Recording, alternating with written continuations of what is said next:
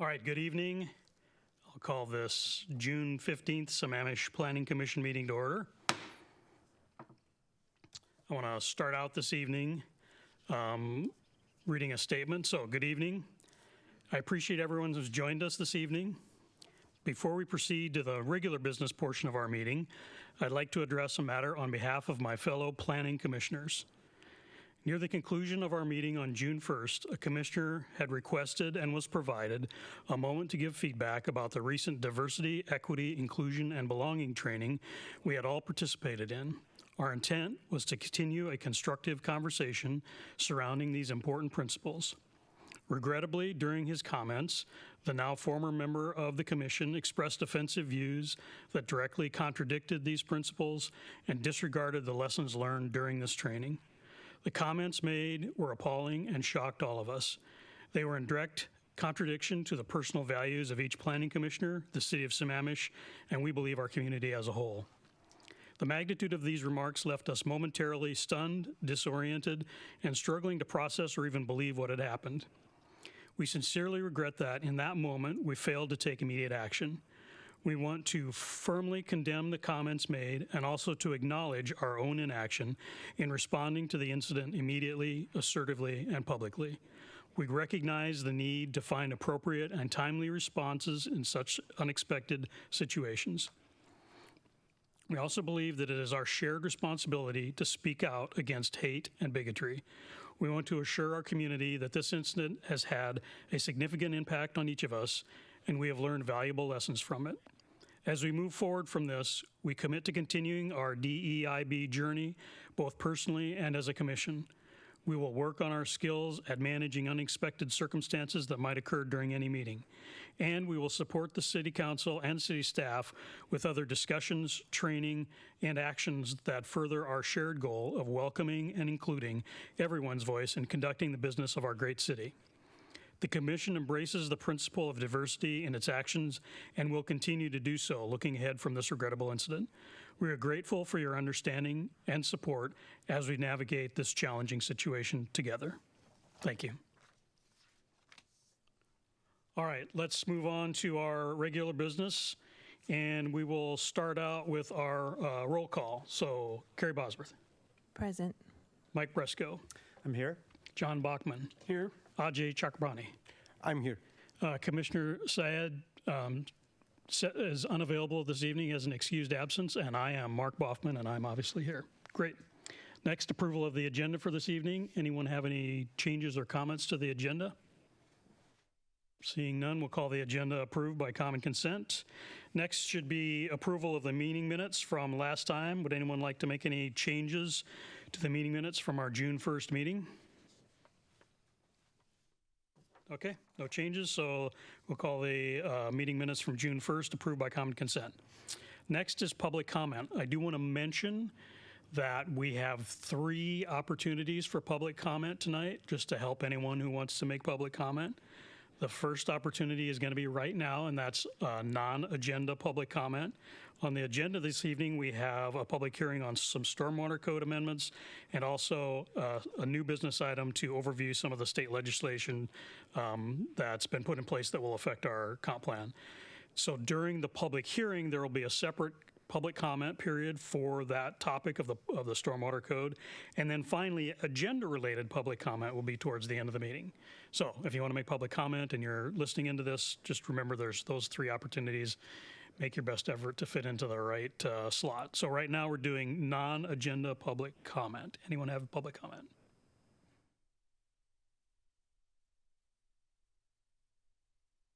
We have one hand raised. Ms. Wichter, I'm going to promote you to panelist.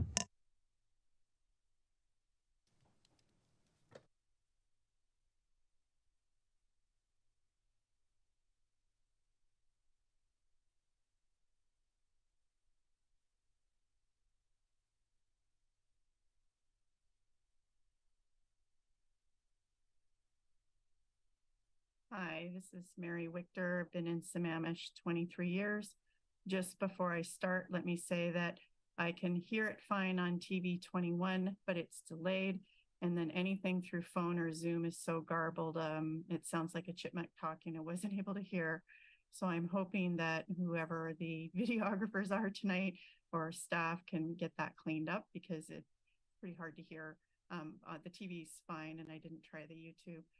Anyway, I just emailed in something that I sent into the Human Services this week. I sent it to the city manager yesterday, because we just got our King County tax little postcards that you get once a year for your house valuations. And the good news is they did drop just a little bit, actually quite a bit in some cases, but they're still higher than they were the prior year, the year before that, or the year before that.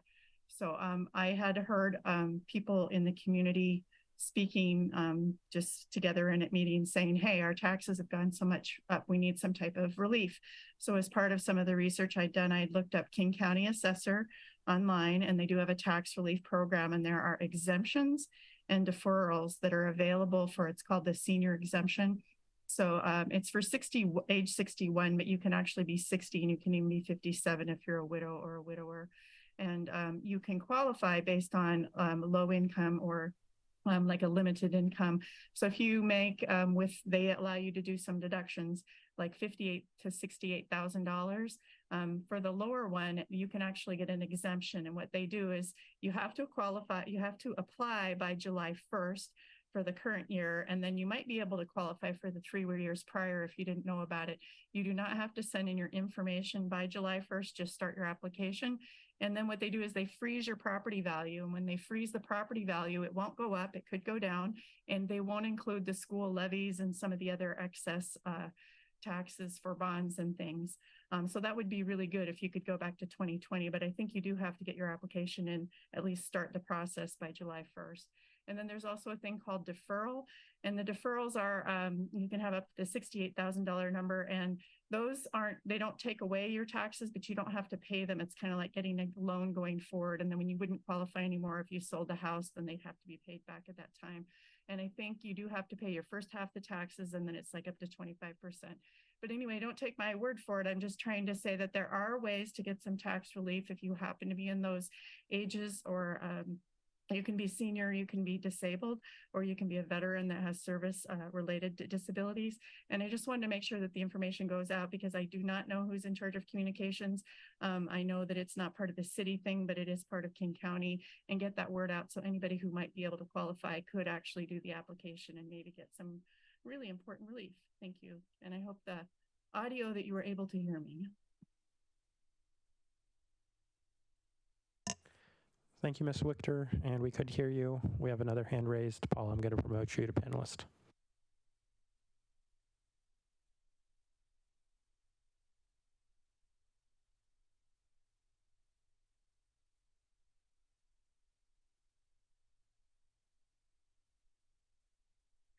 Good evening, planning commissioners. It's Paul Stickney, Sammamish.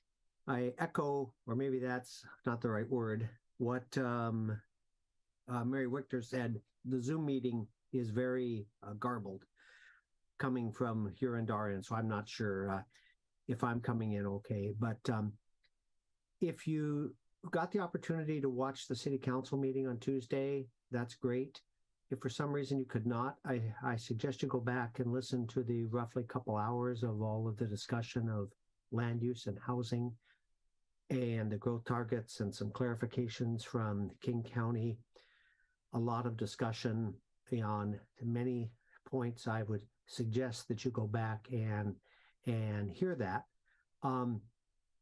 Recently, I've done some homework on internal needs within Sammamish with current data on 2021 households in Sammamish from the 5-year American Community Survey, and a proxy for how many houses are available through the number of solds that occurred in 2021 through the Northwest MLS in Sammamish, which was around 1,400 sales. And what percentage of those homes would be available to the households in incomes. And one summary at this point, and it was typed in a comment I sent City Council and CC'd PC last Tuesday. But for AMIs from 30% to 150%, there's about a 25% housing shortage gap.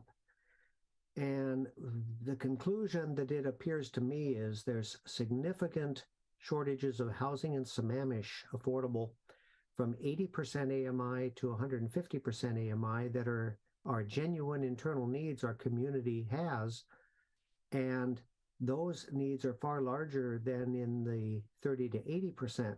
So there's a real opportunity to meet some of those, what I call lower side of market rate housing. We have a big surplus in the 200 AMI and above in housing, but there's a real opportunity to fill in housing from roughly 500,000 to a million two, from 80 to 150% AMI, and do inclusionary percentages to help get to our 2100 target, which would benefit our community, because our internal needs from 0 to 80 ourselves is higher than 1,200 housing units. So take a look at that information and suggest that we talk about it. And we shouldn't run away from housing and be afraid of it. We should run towards it and find solutions to enrich our community. I appreciate the chance to speak. Thank you, Mr. Stickney, and we have no more hands raised. All right, thanks, Julian. So now we can move on to our first regular business item tonight. This is an old business item. It's further dry discussion of stormwater codes. So we're going to have a discussion about the stormwater code amendments and the water quality enforcement code, and then we will do a public hearing and talk about it. So let's start out with, just as a reminder, maybe I'll just take a minute and remind everybody, the sequence of this is presentation by staff and consultants, questions that we have for people presenting, then we'll do the public hearing, then we'll have a motion, discussion, and probably make a recommendation to the council. So that's kind of the sequence of things. So let's start out with presentation.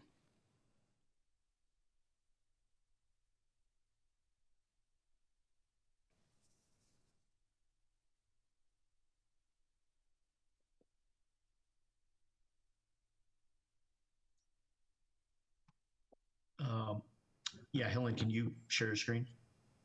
Yes.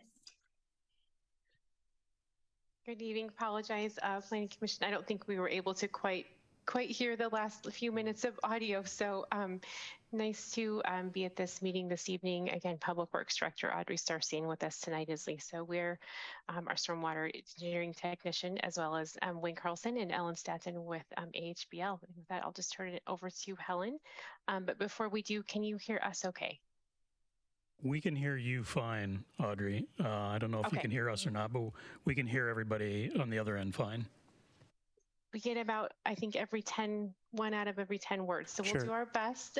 Chair Boffman. And I'm glad that you can hear us. So that sounds great. Thank you. Audrey. Go ahead, Helen, when you're ready. David Pyle, can you hear me clearly? We're wondering if it's Chair Boffman's microphone that is the one that's garbled, because the microphone over here seemed to be working. Can you hear me okay? No. Yeah, we're not picking up anything either. I guess if there's any questions until the audio gets fixed, I guess we could obviously try to field those through the chat, but we'll start with our presentation and kind of go from there. So thank you again for having us. We were here 2 weeks ago for a briefing, and this is the public hearing for the Stormwater Code amendments. Next slide. Hi, Wayne. I may have to repeat myself 12 times here for you to get it. We're gonna take a break and try to turn it off and turn it back on, kind of a thing with the computer, and see if that fixes the audio. So I'm not sure if you're getting this, but we're gonna pause for about 5 minutes and try to reset the audio so that we can actually have this discussion. All right. So we'll be hopefully back on and maybe improved in about 5 minutes.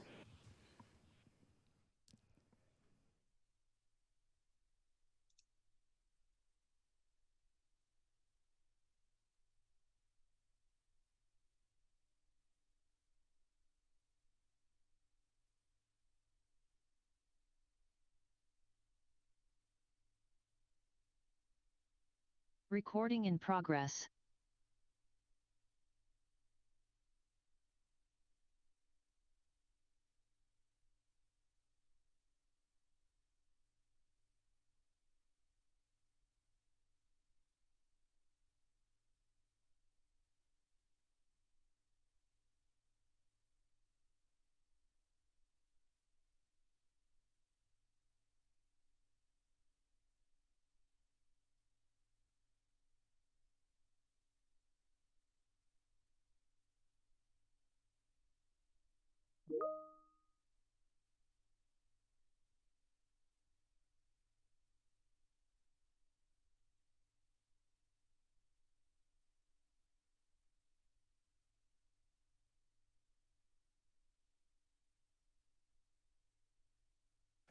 Okay, we're going to trying this again to see if anybody can hear the audio. You're perfect. Trust me, my wife doesn't agree with that, but.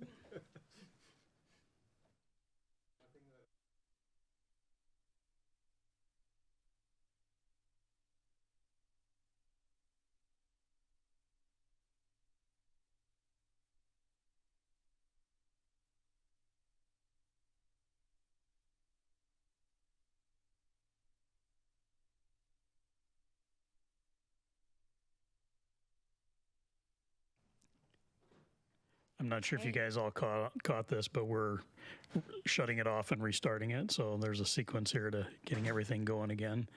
But Okay, no problem. We can hear. Or Oh, at least good. I can. Well, Okay, great. solve the problem then. Let us know whenever you are ready, and we can go ahead and get started. Yeah, probably just a couple minutes. Okay.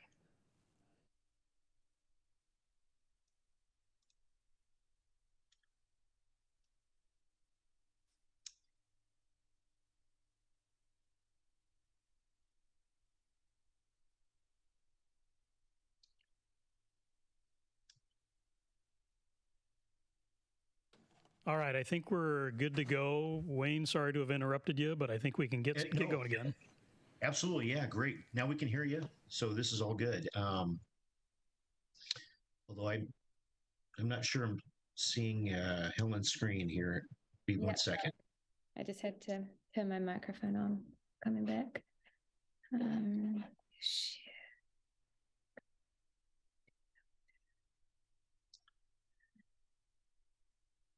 Can you see it?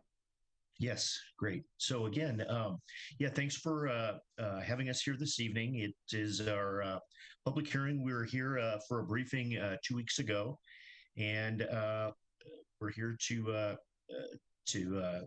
get a recommendation from you on the package tonight. Next slide. So our agenda for this evening, we'll quickly go over the project purpose and the methodology.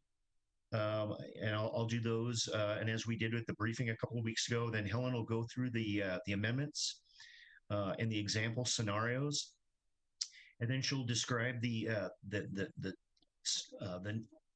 couple of changes that occurred since our last meeting, based on the comment and feedback we received from you, and then we'll have a slide that discusses next steps.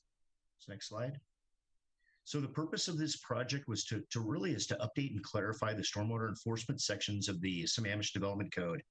It's to gain compliance for the maintenance of privately owned facilities, as well as construction practices and equipment. But I think most importantly, some of that is already certainly as part of the city's process, but it's to provide a consistent, fair, and defensible method of enforcement of the stormwater codes, and it's to create a structured enforcement financial penalty system. Next slide. So the methodology that we used, as we noted last time, was we conducted really a thorough review of the city's existing stormwater code and discussed some of the implementation challenges associated with enforcement of the stormwater codes. We also reviewed the stormwater enforcement chapters for 6 nearby cities, as well as King County. And these are all permittees under the NPDES permit, King County being a phase 1 community, and the other 6 being covered under the same ecology permit that Sammamish is. Next slide. So again, the purpose and some of the things that we really discussed was right now the existing code, the director is required to initially rely on education and informational assistance as much as possible to gain compliance with the stormwater chapter, unless the director determines a violation is a hazard as defined in the hazard section. Then 2103-050 also provides civil penalties for stormwater quality for violations of stormwater quality. And it currently reads that the amount is determined by the director, and it's an amount not to exceed 25,000 that is reasonably based on the nature and gravity of the violation. And so this bold text or areas that 2 weeks ago we kind of wanted to draw your attention to a little bit. The first being under that first paragraph, shall initially rely on education and informational assistance as much as possible to gain compliance. One of the things we discussed at the briefing and heard from you was that if it's a kind of a wanton or a purposeful violation, the idea is that we could that the director could skip that and go straight to a financial penalty. Then secondarily, with respect to civil penalties, an amount reasonably determined by the director related to the economic benefit the violator derives from the violation. As we noted, that is very, very tough to determine.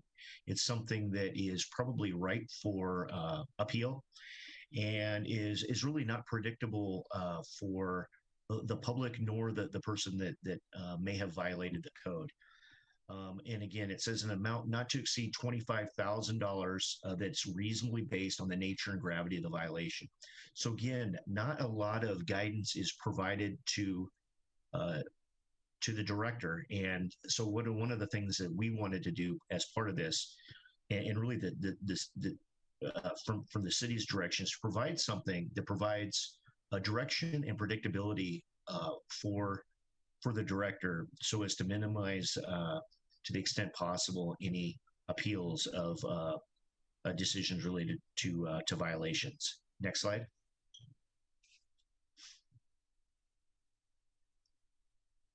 So the analysis that was provided, and I think this was potentially going to be one of your slides. I'll finish this slide and you can take over from here, Helen. But we looked at a variety of communities throughout Western Washington, and looked at how they assess civil penalties. And so, like the city of Sammamish, Redmond provides fines at the discretion of the director and/or the code enforcement officer. And so, again, those were that's a system that certainly is it's not unique to Sammamish, but it doesn't provide a lot of necessarily a lot of guidance for the director. The second type of analysis or way that some communities analyze and determine what a civil penalty should be is through a flat rate penalty fine per day. So Issaquah, Mercer Island, Shoreline, and Woodinville are among those communities that we surveyed that do a flat rate penalty per day. One of the challenges that we noticed with respect to a flat rate penalty per day was that these codes do not necessarily distinguish between the severity of the penalties. So it's a flat rate penalty per day, and as I think we discussed at the last meeting, those penalties certainly can vary in terms of the impacts that they have on water quality. And then the third kind of assessment scheme is a points-based rating system that would determine the financial penalty. And within the communities we looked at, Kirkland and King County operate in such a manner where they ask a series of questions, and the questions, the violation or the incident is evaluated on a 0 through 2 format, and then points are tabulated, and a financial penalty is then established. Next slide. So in terms of where we're kind of moving forward with this is we've made the recommendation to address the purpose, so to create a more predictable, objective, and defensible enforcement code, to continue the use of progressive enforcement for stormwater violations as we're doing, And then, as you remember, we also talked about implementing a points-based system, which we asked for your feedback on last time, and using something similar to what we see in Kirkland and King County. And then also another change that we recommended and have proposed was to remove the criminal penalties of the stormwater violation. So I'll go over a couple of the proposed key changes again. You'll have all of the proposed changes in the draft code amendments in tonight's packet. But as mentioned earlier, the staff is recommending the creation of a points-based penalty assessment matrix and an associated penalty matrix fine. So the proposed penalty matrix that we showed to you last time and again today has got 6 criteria questions with point values assigned based on the responses to the questions between 0 and 2. So you can see here in this example, the first question or the first criteria is, did the violation result in a public health risk? And then depending on the response to that question is how many points would be allocated or to within this matrix. And then just looking at the other questions or all of the questions in the penalty matrix. So last time when we spoke to you, we asked the commissioners if they agreed with the penalty matrix method and the proposed questions.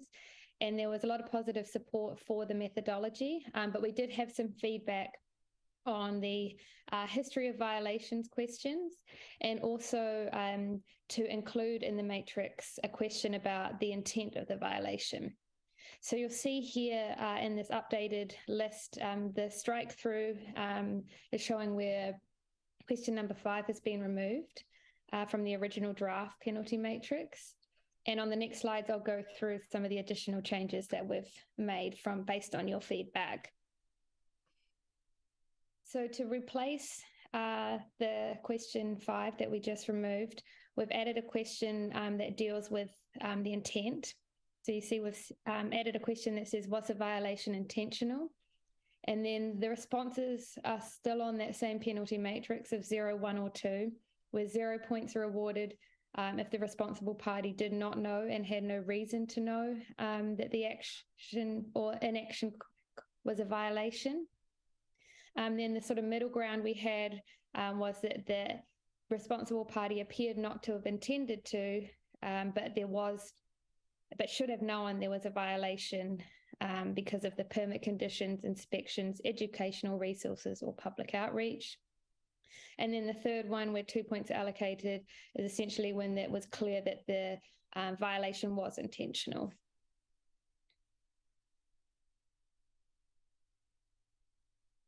And so as part of that question as well, or part of the feedback as well, we also kind of got the feedback that there was and more of an emphasis that should be put on repeat violations. And so we've added in, we've removed the history of violations question from the penalty matrix, but we've added this separate section under 23-100-030, specifically addressing those repeat violators. And it essentially stipulates that the fine for repeat violations may be multiplied by the number of violations. So for example, if this is the third time a violation has occurred, then the penalty matrix, the fine that was determined in the penalty matrix can be tripled. And to accompany that additional section, we've also added a definition to what a repeat violator is within the definition section. And so essentially by adding in the question of intent within the penalty matrix and also adding in that separate section about repeat violations, we wanted to kind of look through this example as to how these changes would apply to those example scenarios that you'd seen 2 weeks ago in the packet that had the draft or the original penalty matrix. So when we kept the scenarios the same, but when we ran the updated penalty matrix with the new question 5, the penalty matrix determined that the fine amount was actually the same as was with the previous draft penalty matrix. However, now that we've added or included a section for repeat violations, the $8,000 fine can be multiplied depending on the number of violations. So in this example, scenario, it says that there was a penalty fine that was issued last year. So assuming that that was the only other occurrence, then this penalty fine of $8,000 could be multiplied by 2 as it's a second occurrence. So the violation fine would be $16,000. So it really, I think, hits home on the penalties and the consequences for repeat violations. And then just wanted to bring up this slide once more in case anybody missed it last week. So there was a couple of additional minor amendments to the civil penalty section. And this was to create a flat fine as opposed to the ranges for the non-compliance fines. It just provides a bit more predictability and a more defensible flat fine as opposed to a range where the amount would be determined by the director. And then the second minor amendment was just moving the surface water development charge from the development code to the city's fee schedule. So just a little recap, staff is proposing to update the city's enforcement sections of the Sammamish Development Code to provide consistent, fair and defensible enforcement methods. We've removed the criminal penalties and done a relocation and a revision of the civil penalties into Title 23. We've introduced the points-based penalty assessment, and we've updated the penalty matrix and repeat violations since our last meeting, and kept the associated penalty fine matrix as was. And then again, as on the last slide, just those minor amendments to update the non-compliance fines and surface water development charges. So concluding this presentation and public hearing, the Planning Commission has a choice of the following actions regarding the proposed amendments. There is firstly the recommendation to City Council for adoption of the Sammamish Development Code and Sammamish Municipal Code amendments as proposed. There is the modified of the proposed amendments and recommendation to City Council for adoption of those amendments as modified. The recommendation to City Council that the proposed SDC and SMC amendments are not to be adopted, or there is an option to forward to City Council without a recommendation. So also just to kind of conclude and catch up to where we are. So we are currently hosting the second Planning Commission meeting and the public hearing. Very shortly, we'll be entering the SEPA threshold period. That's sort of the next steps for us in the determination comment period. And then hoping to take this to City Council for their public hearing on July 11th. But that concludes our presentation for tonight. So thank you again for listening to us, and we look forward to hearing any of your questions and comments. Thanks, Helen, and thanks, Wayne, as well. Okay, who has any questions for Wayne and Helen? No questions, just thank you for modifying the question. I think the intention is really helpful, and then the history is handled by the method you described. So I think that is clear. So thank you. Ajay, go ahead. Thank you, Commissioner. So I have one question, and this is again a scenario. I was reading about, first of all, can you hear me fine? Yes. Okay. I was reading about situations or scenarios that could happen with stormwater. And one of the things that came up was that if somebody was, let's just take a thing, they have 2 lawnmowers. I don't know why people would have 2 lawnmowers, but let's assume that I have 2 lawnmowers, and I have a lot of fuel for it, and now that fuel is not used, or I'm going to not use it anymore, and somebody just drops it off, and that kind of runs into the storm. Now, there is a way to prevent that. There are steps that you can take to prevent that, and I assume that's what you mean when you talk about education that the director would be responsible for. The first question I have is that, are there some examples from either Redmond, Kirkland, Issaquah, and so on, where such trainings or such education has been successful, number one? And number two, in this kind of a situation where you don't have a continued failure, but it is a kind of a stormwater contamination that has happened, how do you police that, or how do you track that?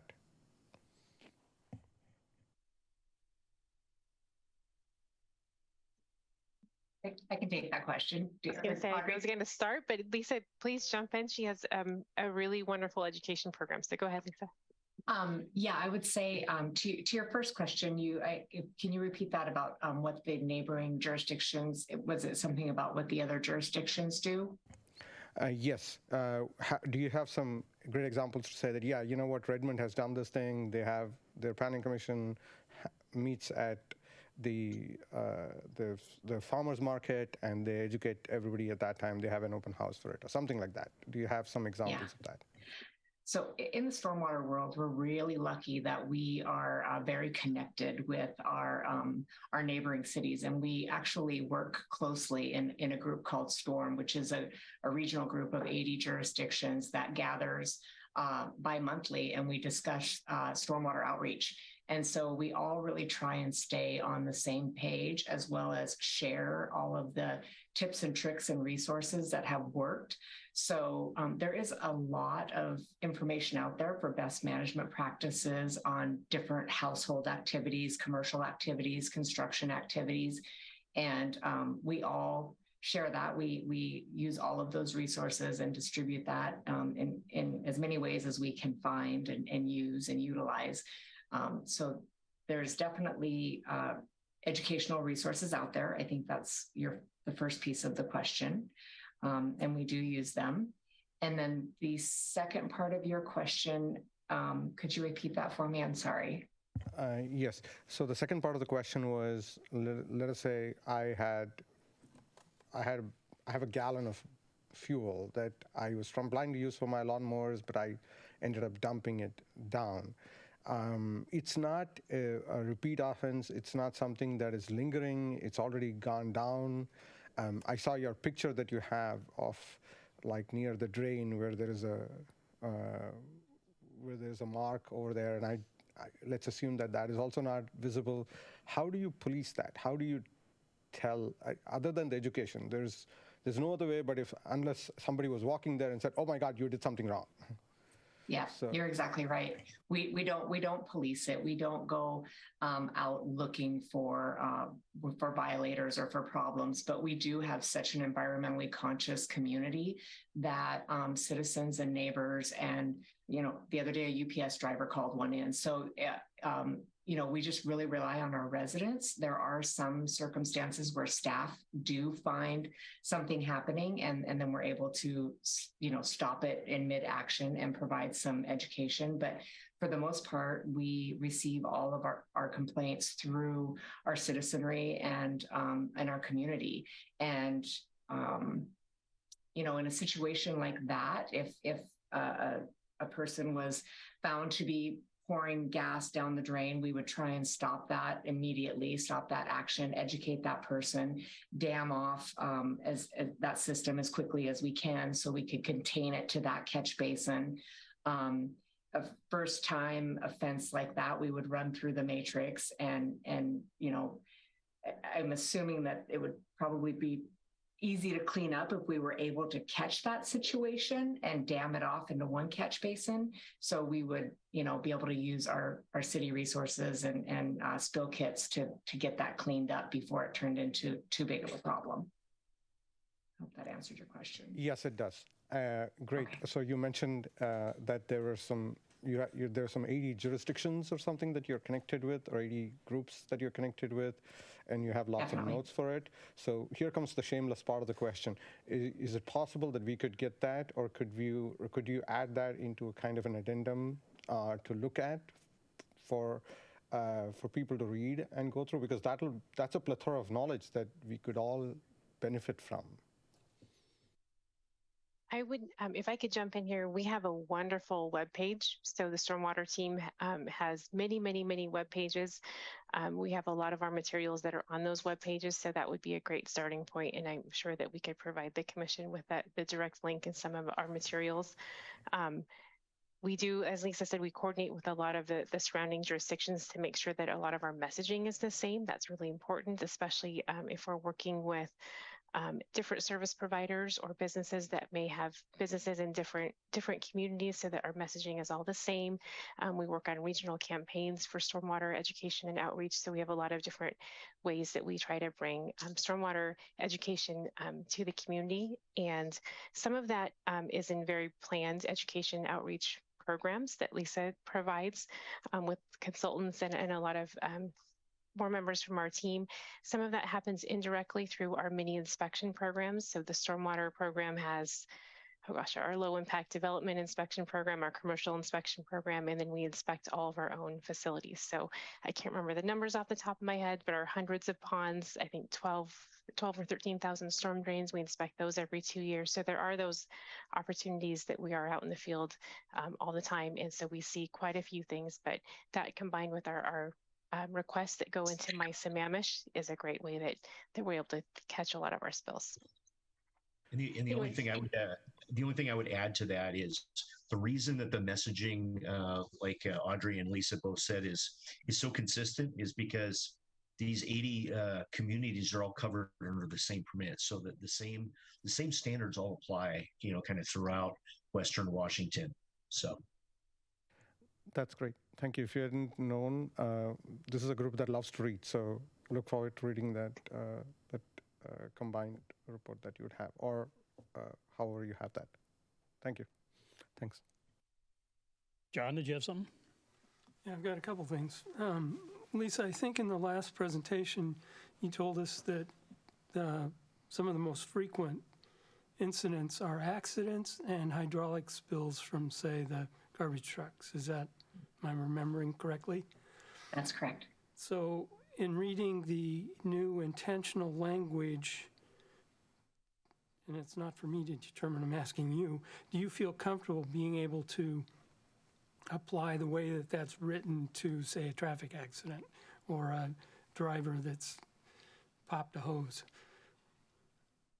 I do. And we actually, we did add, if you will, I believe, look at the last line of the redlined code, we actually had a further discussion about auto accidents and defined it in the code as not a place where we would be applying this matrix. Obviously, somebody's had a horrible car accident. The last thing we're going to do is be out there trying to enforce an illicit discharge. So we actually intentionally addressed that within the code. I'm sorry, we didn't cover that in the presentation. That was kind of an afterthought discussion amongst our group after our meeting with you. And yes, as far as a hydraulic hose leak with a commercial vehicle or a school buses are another one that those happen too often. I would not call those intentional acts. Those are definitely machine failures, and there is a piece in the questions to cover that. So that's where we would capture those points, but I would not use the matrix intentional question to gather points there against them in a situation like that. Thank you. My second question, I did read a lot of the code. I missed the accident part though. If I read correctly, for repeat intentional offender, you have to have a notice and order on the first one in order to charge for the second one? Or I guess my question is not so much getting into those nitty-gritty details. Are you comfortable with the way that it's written so that you feel that you can properly enforce it? I am. I have been enforcing our old code for almost 14 years now. And it's been very difficult to be consistent with, because there's been there's no bookends. And so we have worked really hard to ensure that this code is not only defensible, but implementable we want staff to take the subjectivity out of our hands, and we want to be able to, really rely on the code to do the work. And so we've worked for many months on this, and I'm very tightly connected with the City of Kirkland stormwater staff that have been implementing this code for a few years now. They recently updated their code, and so they were kind of the leader of the pack, and we've all admired the work that they've done and the work that they've put in. So we're happy to really be following in their footsteps and being able to take and adjust a few of the things that they did, the lessons learned.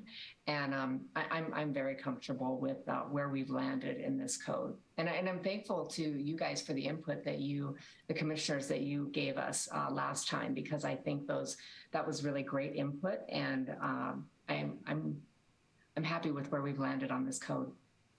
Thank you. Mm-hmm. Go ahead, Mike. Well, we're also thankful to you for making the adjustments. It was really comforting to read the changes and see, the comments that we had made being put forth and implemented. I think this is a clarifying question about the definition around repeat violation. So violation of the same regulation. And maybe this is what a regulation is. So I read in the code, discharge into water. There's a whole list of types of discharges, from food waste and petroleum and bark. And so I would assume that would be one type of regulation, but then there's illicit connections. So if at one point, a responsible party is found to have, had a petroleum into the sewer system, and then later bark, is that then a repeat violation? And then still later, an illicit connection. Is that now a new violation, or is that the third one? So, could you clarify what it means around regulation, and in particular around how this stacks up for repeat violations? Great question. So the first violation is gasoline, and the second violation is fertilizer. It will be a repeat violation. The education will be very clear about an illicit discharge, and specifically to what they've discharged at that point, but also a reference to any discharge. It's very for the plainest language, it's only rain down the drain. So it will be explained to the violator explicitly that is the only allowable, discharge, really only rain down the storm drain. As for an illicit connection, that would be a different regulation. And I think Audrey stated it in our last meeting, we're extremely lucky in Sammamish that we just do not have an industrial spine and have any of those types of issues or concern at this time. I don't imagine we'll ever have a heavy industrial area, but that's really where you find your illicit connections, is in industrial locations. People doing things they shouldn't be and trying to get rid of waste improperly. Okay, well, you did answer in terms of, I was thinking perhaps that the discharge into water, might be just one violation, but you clarified that. So thank you, and really nice job. Good adjustments. So thank you. I say this with humor, but I'm still a little stuck on 80 stormwater officials getting together on a regular basis, and that must be quite a group of people. Maybe do you have an annual Burning Man type convention or something? We do geek out on stormwater. Yeah, different tone probably. I do have one question about the added or revised intentionality part that had the 0, 1, and 2. And the wording on it, and by the way, I really like the way that turned out. The one thing is the wording on it, it says intentionally caused. I forget how intentional. Yeah, that the violation was intentional. And my question about this, and this may be too far into the weeds, but is it fair to say that intentionally failing to act to prevent is the same thing, or would be able to be justified as the same thing, because I think in many cases, so that, like, I'll give you the example that to me seems obvious from something I'm familiar with. So if you have a construction site and you have a generator, generally like a generator that sits on a little trailer that you pull around with a pickup, generally speaking, when you set that generator up, you're supposed to put a containment around it so that if you have a fuel leak or an oil leak, you contain it. But you have to order that, you have to plan for it. There's a whole bunch of things that go with it. Somebody might cut a corner and save time and save money and not do that. They didn't intentionally cause the resulting spill when the fuel leaked or the oil line leaked or the hydraulics leaked or whatever, but they also intentionally didn't act to prevent it. And this doesn't quite say that, but maybe it can be interpreted that way with no concerns. I don't think the intention of not actively doing certain best management practices or BMPs will be taken into consideration in this part of the points matrix. If they have been educated on it through a pre-application review, or it's in a permit condition or something along those lines, then yes, there would be points placed on it for that. But I don't think that maybe Audrey can jump in here. I'm trying to think of a circumstance where I could prove that they were intentionally not doing a best management practice that they should be. Because in a construction situation, it would be a little bit easier because there are permit conditions and yeah, I was trying to think of other examples, but in many instances, you can prevent the problem if you're prepared. You know, have a spill kit, right? Do the garbage trucks have some kind of a spill kit with them or whatever? And if people are, you know, not acting to prevent, to my way of thinking, that's similar to acting to cause, right? Because you made a choice that resulted in a problem. But again, maybe that's too far into the weeds for this conversation. I think that would be a hard reach for us. I'm trying to think maybe a commercial vehicle that didn't get the spill kit restocked for some reason. The staffer that is responsible for making sure the vehicles all have a spill kit, and this particular vehicle didn't have a spill kit. So reaching for intentionality there because they weren't prepared, I think would be hard to defend. Okay. That was the only question I had. Anybody have any other questions? Thank you to everyone. Appreciate the kind of review of what we did and the presentation. Thanks again. Thank you.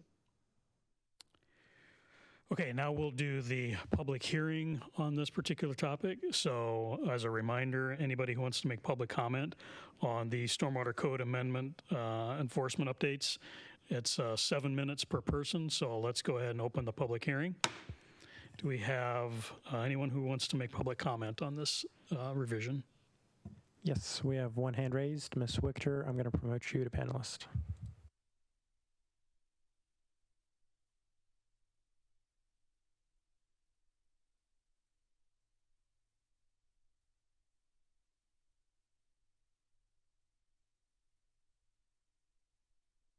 Good evening, Mary Wichter, Sammamish for 23 years. First of all, just let me say that I think this code came about because in the past I remember one commissioner in particular, but I think it was two, who got really stuck on the word misdemeanor. And because of that, I think this whole thing has come forward with AHBL and everything. So that's just a thing for, however, if you're reviewing stuff and you don't feel comfortable, speak up. It might just be one person, but sometimes it can make really, really great changes. So I think we're heading in the right direction, and thank you to, I think it was Jerry Norman that brought it up, and I think maybe Brusco had agreed with him, but it doesn't really matter who, it's the public process and input that matter.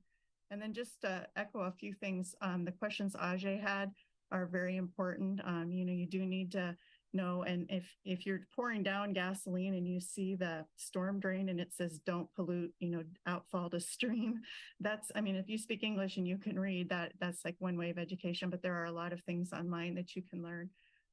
Also, I'll give an example of a lot of small construction people. They come out, they do the work, And then at the end, they don't even bring a broom, or they don't sweep up, and, it's maybe something under a permit or not. And then I've even seen them where they'll just borrow the hose from the person's property and just wash it into the ditch or the stormwater drain or whatever's there. And that really shouldn't be acceptable.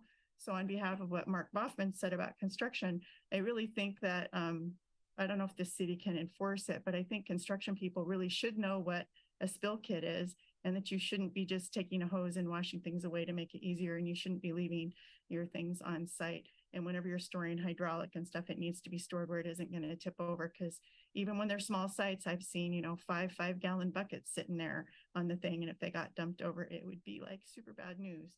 So I think those things are important. And I know what a spill kit is now because I've seen them and I've seen them used, but in the past, I mean, literally people are like, I don't know, use kitty litter. And if you don't have a cat, and then there's clumping stuff, you really don't want that going down. So I think more use of spill kits is important. I also think people need to be told, and it's very easy. Rainbows in the sky are great because they have pots of gold at the end, but rainbows on the ground, those are the ones that you want to report. And I called into City Hall just this last day to get a phone number, and you have to listen and go through a really long thing. If someone's calling in to report a problem, there should be a more direct route to be able to get to that. Some people do know how to use the Sammamish app, which you might see Click Fix as it comes out. That's a great app, and you can put a photo with it. So that is to be encouraged to use, but it's also not very quick sometimes, especially if you've never used it before. Just in the code, I think Wayne Carlson was around when we did the first stormwater codes for 2017. And there was the word the director. Audrey deserves a vacation every now and then. And if she's gone, or if David Pyle, if he's the director, because I'm not sure which director this talks about, that needs to be a person available. And maybe through code enforcement, it says the code enforcement officer, which I think is Avril Beatty. But what we did in the stormwater code in 2017 is we put director or designee in the definition. So everywhere director appeared in the code, it could be director or designee just by changing the definition. Because when these spills happen, you want somebody instantly. You can't call around and try to find out who the right person is, especially if you're making adjustments to large fines and things like that. I really liked most of the things I saw. I didn't have time to write it up. I'll try to write it up. If not tonight, it might be good to listen to myself and then be able to type it in. And I believe you're going to close this public hearing, but there'll be another one at City Council soon. I guess one of the biggest things is we do have people that have septic systems, which are wastewater management systems, which have sewage in them. And there's the soils and whatever's designed in their yard is supposed to treat sufficiently the effluent, that's the fluid stuff, not the scum or the sludge. And it's supposed to come out clean, and it's not supposed to go downhill. But if you have cut banks, steep slopes, or worn out soils, it goes downhill. And you will have places, I live by them, where there is septic, which goes into the properties below it and into the properties below it, and even into the properties below it. It does run into storm drains. And you can see the flushes. I think Lisa Ware also does the water quality reports, which are done annually. And you'll see in January, February, we'll have high flushes where the bacteria goes up because we have a lot of old septics, particularly where there are landslide and geohazards, which is not a good thing. So I'm hoping the way I tried to read the code is if someone has a septic system and it's going to the next house, and the next house is piping things down, and it's going to ditches, and it's going to things, that could be code enforced as, hey, this is a problem. And one of the things is when you're reporting that, who's ever reporting it has to be able to test the water. And I know in the past, the city did not have any testing facilities to test how clean water was coming out of things, and you weren't dye tests. So I see that in the code, and I'm glad for it, but I think we need to have some services that the city either contracts or does themselves to be able to test the water quality. And I know that you use King County services for the streams and some of the things that way. But I think as part of this, I think you're going to need to have some budget or a facility. And usually when you test those, you have to use a lab that is got the right protocols and procedures for the EPA, or I can't remember the other agencies involved. But that's very important. That was missing in the past. And there are outstanding problems. There are green, slimy algae ditches where I live that didn't used to be there 2 years ago. So we've reached the point of water quality problem. And by the time you reach the problem, it's too hard to clean up. You can't necessarily pop sewer in an area. So we need to catch those earlier. I will also say when we were doing the stormwater stuff, I think it was in 2018 before we did the stormwater code amendments, Sammamish Plateau Water had hired, I believe it was Tupper Mac, to write some code that they felt was really important to keep their water clean. And it had been proposed kind of in between times to make stormwater changes. So it was kind of not done, but it was really just a few lines. And I believe it was related to the illicit discharge connection, but I didn't have time to look it up. So I will make sure that they know that this code is coming up to the city. And if they want to put in like that one page of changes, it was just a few words, either adding something to the list or removing something from the list. I remember that. And I could be wrong. It could have been a different part of the code, but clean water is important for everybody everywhere. So I thought I'd throw that in there. Anyway, I think it should be implementable. I think it should be consistent. I think people should know what to do. And if they don't know what to do, they should know where to report it. I'm really glad for the point system. I think it works very well. And I think that the more people see it used and things done, it will be really good. So thank you so much for all the work, everything that's been done in the past and forward. And thank you, Lisa, for so many years being with, you actually are been there longer than me. Thank you, Ms. Wichter. And we have one more hand raised. Mr. Stickney, I'm going to promote you to panelist.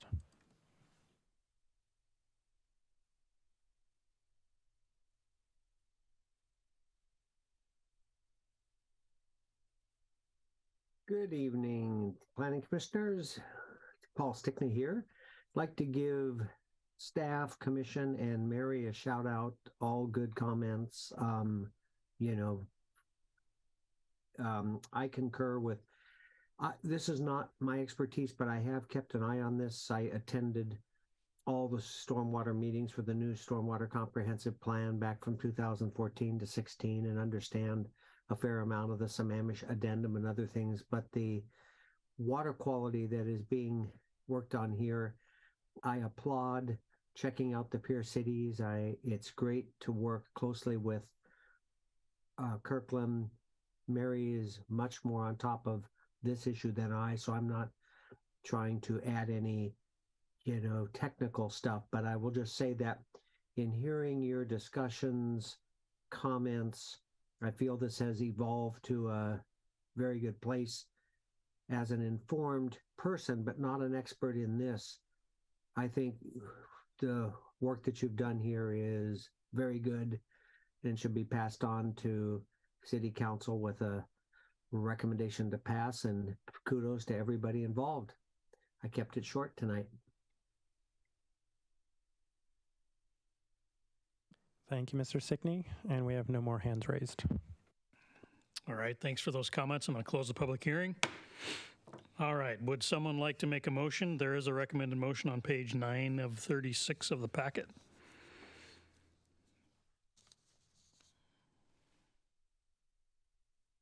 I also have it printed here if someone would like to.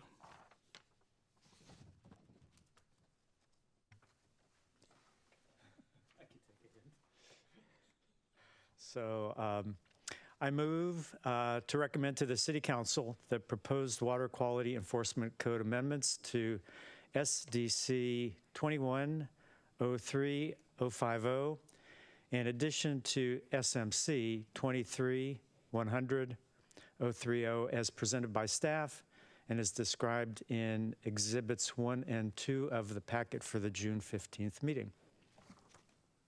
Second. All right, it's been moved and seconded to recommend this to the City Council as presented. Any discussion? Ajay, do you have something? Oh. Trying to fool me with your light down there. Mike, do you have something? No? Anybody? All right, that's easy. If nobody has any comments, I don't have anything either. So I'll, I guess, call for the question here. All those in favor of recommending this to the City Council as moved, say aye. Aye. Aye. Opposed, no. Great. Simple. Thank you, everyone. Thank you so much. Thank you.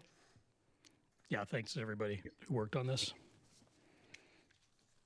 All right, let's move on to our next item, which is a new business item, overview of state legislation and the impacts on the 2024 periodic update of the comprehensive plan and associated development regulations. And I think there was a short presentation to the city council on this last night, right? This topic had been introduced to the council a couple weeks ago. Good evening, Chair Boffman, Planning Commission, David Pyle, Community Development.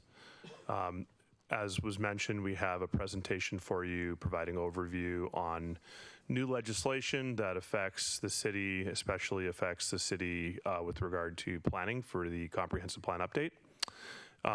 Before I begin, I just want to say that there's quite a bit here. And if you feel overwhelmed by it, we do too. Most cities do. In fact, I would venture to guess all cities do.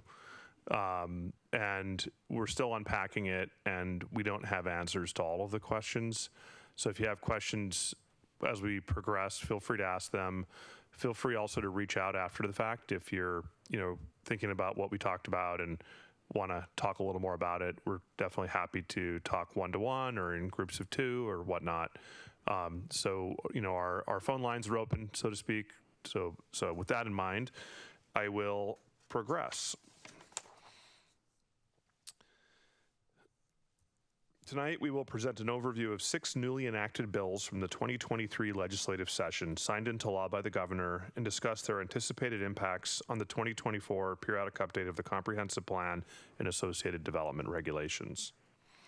It is important to acknowledge that understanding the full extent of these legislative impacts will require several months, and any relevant actionable questions tonight will be noted and addressed in subsequent updates on these topics. The first and likely most impactful bill is House Bill 1110. The primary focus of this bill is increasing middle housing in areas that are traditionally single family. The general idea is that by allowing for increased density in areas traditionally restricted to single family, and by allowing different housing types such as duplexes and up, that housing supply will increase and affordability will also improve following the principles of simple supply and demand economics. However, there are a few catches or nuances that are important not to overlook. There are 2 areas of focus with this bill. The first is diversifying housing types allowed, and the second is increasing density by allowing 2 units per parcel for cities under 75,000 in population and 4 units per parcel for cities over 75,000 in population. I will provide more detail on these primary points with the next few slides. Middle housing is defined as buildings that are compatible in scale, form, and character with single-family houses and contain 2 or more attached, stacked, or clustered homes.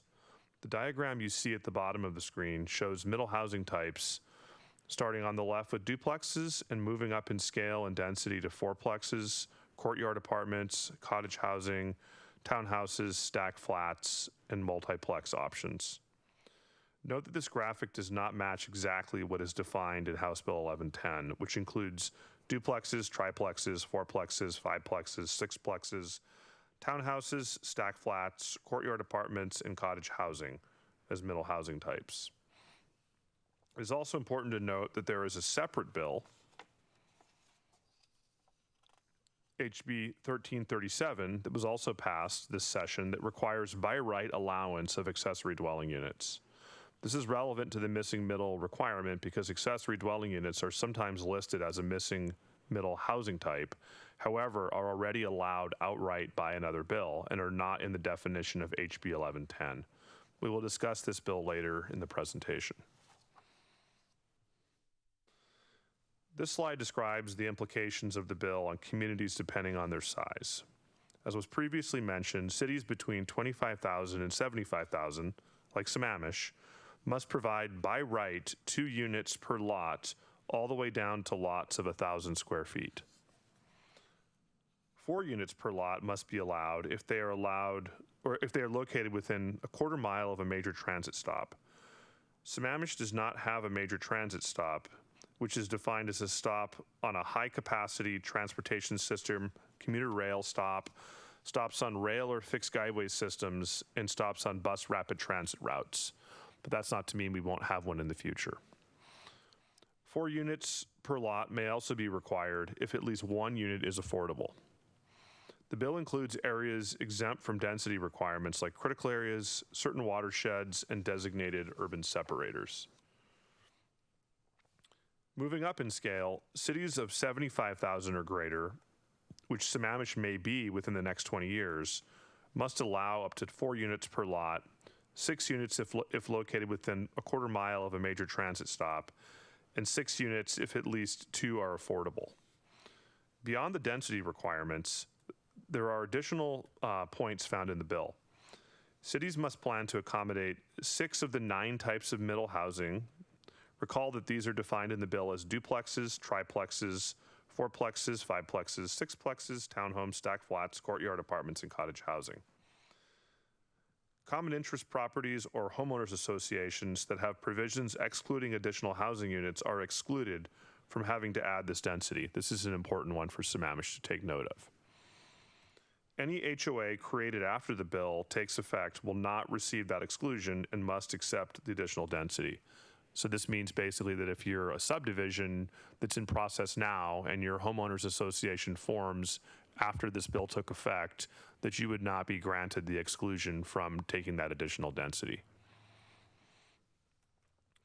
The bill allows for an alternative approach where 75% of the lots in single-family zones are subject to the new density requirements. Our analysis shows that critical areas cover roughly 26% of the city, so there already is a reduction in the land area eligible to develop under these new regulations. The bill places limitations on the types of design standards that can be applied to middle housing and also limits the process that can be used for permit design review. Standards must be objective and simple to apply. Development standards cannot be more restrictive than standards that apply to single-family development. There are new limitations on parking requirements for middle housing as well. The bill includes other nuances that could apply in Sammamish, and we are continuing to learn about this bill from the state and from regional discussions such as the King County Planning Directors Group that meets monthly. This is another group where many of these people get together, like the stormwater group.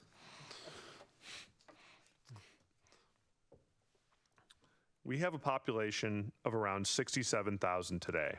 If we choose to implement House Bill 1110 as if we had a population of greater than 75,000 now, we will need to update codes to allow 4 units per parcel, among other things. If we choose to implement House Bill 1110 following the current population, we will design development codes to allow 2 units per parcel, among other requirements. The challenge here is that depending on the unpredictable rate of growth, we could be faced with updating development regulations once our population crosses the 75,000 threshold, if that happened before the next comprehensive plan update in 2034. If the population stays under 75,000 through 2034, then we will be able to update city rules in time to account for the additional density requirements with the 2034 update cycle. The City Council discussed this topic at their June 13th meeting and was divided over where or when to implement HB 1110 and whether it should be for the threshold of 75,000 or under 75,000.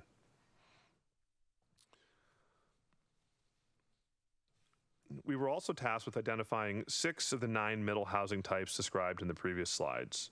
We will be taking this on with the comprehensive plan update cycle and corresponding development code updates. As a reminder, the housing types included duplexes, triplexes, fourplexes, fiveplexes, sixplexes, townhomes, stacked flats, courtyard apartments, and cottage housing. I keep listing those out because I want to make sure that anybody who's listening is understanding what the implication is here, that they could be seeing these types of housing in their neighborhoods. I think it's really important that people understand in the community what this rule means and what they could start to see popping up in the next 10 years or so. Council also discussed this topic at their June 13th meeting and unanimously favored the first 6 types. So we have initial direction to work on integrating duplexes, triplexes, fourplexes, fiveplexes, sixplexes, and townhomes into the city's development regulations. These updates are due in June of 2025.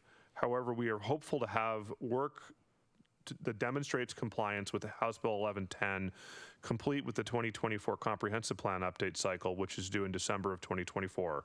So we hope to be ahead of schedule on this one. The next series of bills passed by the legislature this year focus on easing barriers and getting more housing built. This starts with Senate Bill 1337.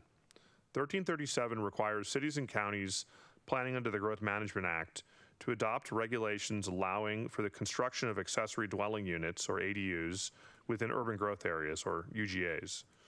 The bill prohibits certain regulations and restrictions on ADU construction while authorizing the adoption of measures that waive or reduce fees and taxes or offer incentives for accessory dwelling unit development. The bill also prohibits restricted covenants or deed restrictions from prohibiting ADU construction in urban growth areas, but allows for restrictions related to public health and safety and on-site wastewater. Notably, the bill seems to allow condominiumization and sale of ADUs, although we're looking into this. What that means is that you would be able to build a detached accessory dwelling unit in your backyard, condominiumize it, and sell the unit. The city's existing accessory dwelling unit development regulations will require amendments to accommodate the allowance of 2 ADUs per lot in single-family zones and the removal of owner residency requirements. This is also a very big one, as we've had many neighbor complaints over the years that a unit was a complete rental and that it needed to be occupied by the owner in either the primary unit or the accessory unit. So now we're looking at a scenario where you're allowed to not only have a primary unit, an attached accessory dwelling unit and a detached accessory dwelling unit, but the owner does not need to reside in any of the 3 units. So we have no way to control that going forward, and a property owner could turn their property into a rental unit, a rental operation of 3 units. Just want to make sure everyone understands that's a really big one as well. The deadline for the city to amend its development regulations is June 30 of 2025. However, we are also planning to work on this with the comprehensive plan update and the development regulations that go along with that. So hopefully we'll be ahead of schedule on this one as well.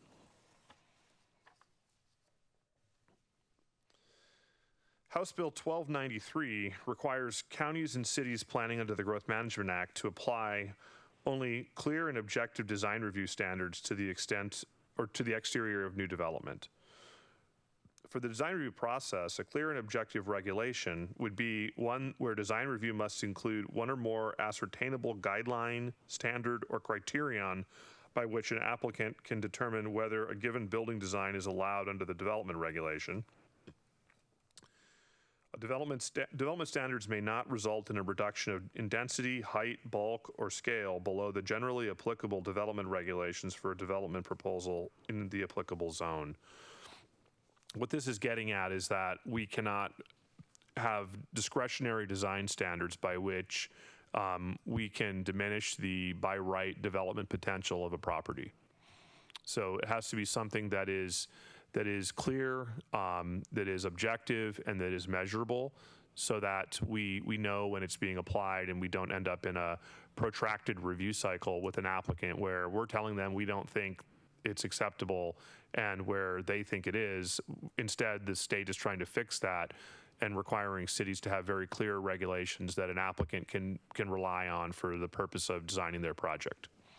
The good news is that we don't really have design review in the city but for town center. So a majority of the city is already excluded from this category, and going forward, any development regulations that we write with our comprehensive plan update or corresponding development regulations updates, we will make sure that we are in compliance with HB 1293. As for project review, the city may only require pre-application conferences or a public meeting where otherwise required by state law. We cannot require additional public meetings as part of the permit cycle.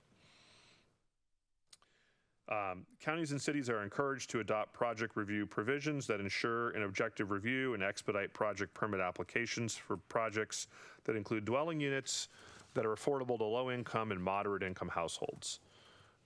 To ensure compliance with this bill, the city must review and, if necessary, amend its development regulations by June 30 of 2025. And again, this is one that we're hoping to get ahead on, although this may require some additional work at the tail end as we fix our permit process to make sure that it's compliant.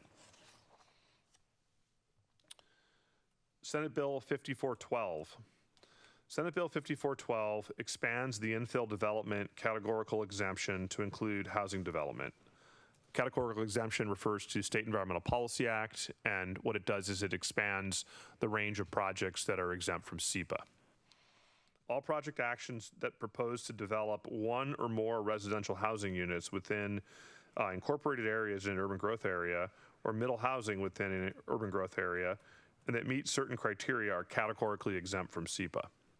Over the years, we've seen SEPA become less and less relevant as GMA and development regulations have become more robust and more refined. The idea there is that when SEPA was first adopted, we did not have the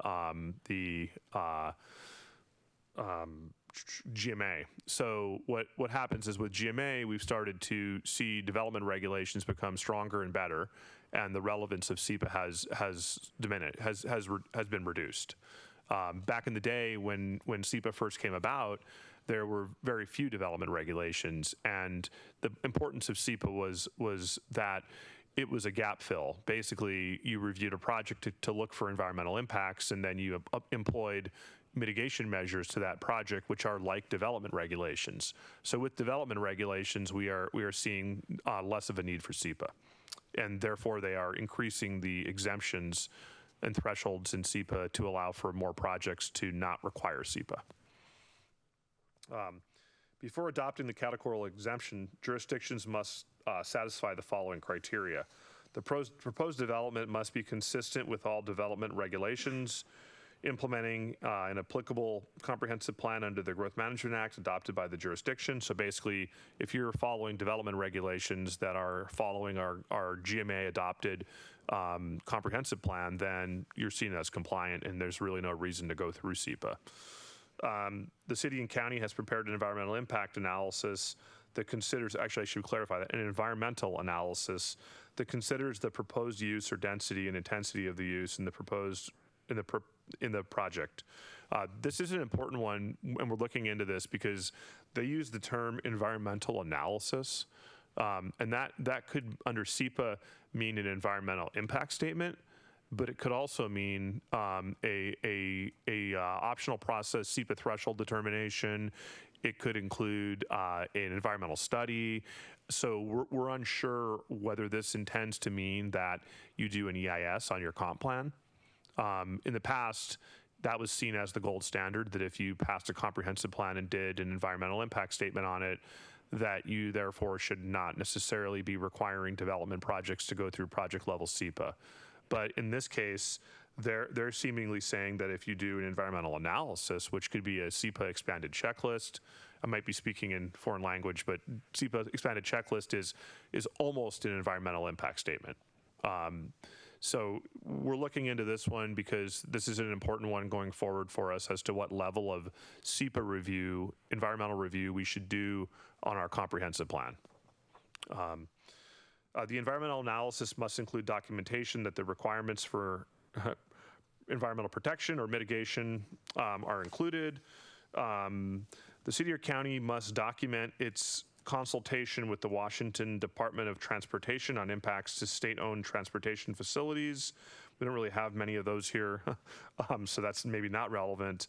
But overall, this bill, aside from the additional threshold exemption, really doesn't have much impact on us. We're just really wanting to track it to make sure that we're doing the right level of environmental review with our comp plan.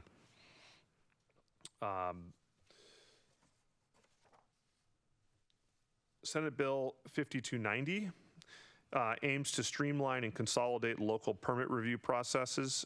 To achieve this bill, it requires jurisdictions to exempt interior alteration permits from site plan review under specific conditions, amends the process for jurisdictions to provide a written determination of completeness for project permit applications, establishes project permit review time periods for permit applications that meet certain public notice and public hearing requirements, amends annual performance reporting requirements for jurisdictions issuing permits, requires local governments to use the local project permit application review time periods established by this act, and authorizes local governments to add an additional time period to issue a final decision for each type of project if the applicant is not responsive for more than 60 consecutive days. Basically, what this is doing is it's pushing governments to do sort of a Lean Six Sigma on their permit process, and is setting the bookends for what they deem as acceptable for our timelines to process permits. The complexity with this one is that it doesn't really take into account the staffing expense that puts on cities. We're also constantly being scrutinized about the price of permits. But in order for us to bring on board the right size of staff, we need to actually raise permit fees as a cost recovery effort to pay for that staff in order to process permits fast enough. So I think what the state is trying to tell us is simplify your development regulations so you don't need so many staff to review these permits, and shorten your timelines to make sure that we're being responsive to get housing built and we're not causing economic burden on developers who are trying to build housing. That is if I read between the lines, that's the message that we're getting. And it's one that we'll definitely work towards. It's a tall order, as permitting is very complex, but I agree with simplifying it. I think we should really strive to do that. And there's more. HB 1181 mandates the addition of a climate change and resiliency element to the city's comprehensive plan.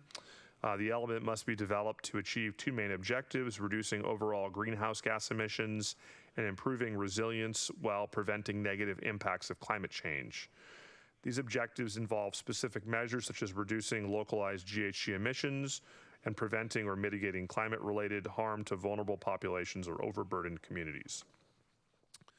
The climate change and resiliency element is divided into two sub-elements: a greenhouse gas emissions reduction sub-element and a resiliency sub-element.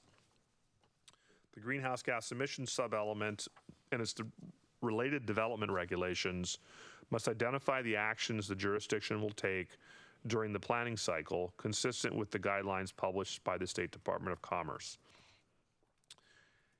And it must result in a reduction in overall GHG emissions generated by the transportation and land use system within the jurisdiction, but without increasing emissions elsewhere in the state. Result in reductions in per capita vehicle miles traveled within the jurisdiction, but without increasing emissions elsewhere in the state. And prioritize reductions that benefit overburdened communities in order to maximize the co-benefits of reduced air pollution and environmental justice. The other element, the resiliency sub-element, must, among other things, equitably enhance resiliency to and avoid or substantially reduce the adverse impacts of climate change in human communities and ecological systems through goals, policies, and programs consistent with the best available science and scientifically credible climate projections and impact scenarios. And this is language largely that comes right out of the bill, so when I'm reading this, we all need to interpret this together. The bill also includes climate-related provisions in the plan's mandatory elements, such as land use, capital facilities, utilities, transportations, and parks and recreation, which must address the impacts of climate change on people, property, and ecosystems. With that said, I do want to highlight that the land use element must also reduce and mitigate the risk to lives and property posed by wildfires. This is a big one. This also crosses over into some of the coming changes with our building codes that adopt what's called the WUI codes, the Wildland Urban Interface fire codes. And there's going to be a lot of conversation that's needed within the community about the interface between fire risk and defensible space and our tree codes. As we start to see climate change affect our trees and our forested communities, that also presents a risk in fire. And we're starting to see a lot of conversation at the building official level and at the fire emergency response level about the need to start to think a little bit differently about how we manage trees in our communities. I know for Sammamish, trees are really important, so it's going to be likely a challenging conversation to have because what these codes are saying is that we need to change the way we build things and the way and the location and types of trees that we are protecting. Let's see.